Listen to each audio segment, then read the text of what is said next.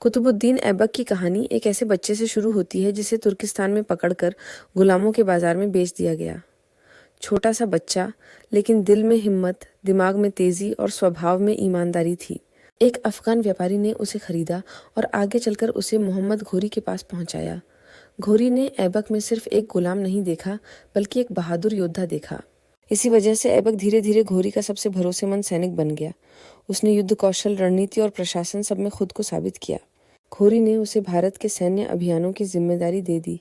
सालियालो सपैंदे में तराइन का दूसरा युद्ध हुआ। एक तरफ पृथ्वीराज चौहान, दूसरी तरफ घोरी की सेना, जिसमें सबसे अहम भूमिका ऐबक की थी। उसकी युद्ध रणनीति, घुड़सवारों की चाल, तीरंदाजों की पोजीशन और सेना की आक्रामक तैनाती ने युद्ध का रुख बदल दिया और घोरी विजयी हुआ। इस जीत ने ऐबक को भारत का सबसे बड़ा प्रशासक बना दिया। घोरी ने उसे भारत का वायसराय बनाया और दिल्ली, अजमेर व आसपास का पूरा इलाका उसके नियंत्रण में आ गया।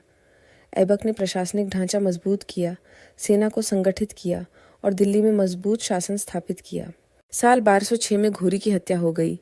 उसके बाद साम्राज्य बिखरने लगा, लेकिन भारत में सत्ता ऐबक के हाथ में थी। उसने खुद को स्वतंत्र सुल्तान घोषित किया और यहीं से दिल्ली सल्तनत का पहला वंश, ममलूक वंश शुरू हुआ। एक गुलाम अब हिंदुस्तान का सुल्तान था।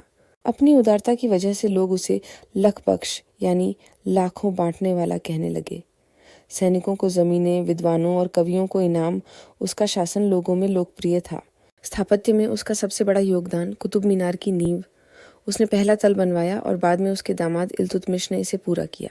उसने खोवत उल इस्लाम मस्जिद भी बनवाई, जो अभी भी दिल्ली में मौजूद है। साल 1210 में लाहौर में चौगान पोलो खेलते समय उसका घोड़ा फिसल गया और वह बुरी तरह घायल होकर दुनिया से चला गया। उसकी मौत अचानक थी, लेकिन उसकी विरासत विशाल। उसकी मृत्यु के बाद दिल्ली की गद्दी उसके दामाद इल्तुतमिश के पास गई, जिसने सल्तनत को और मजबूत किया।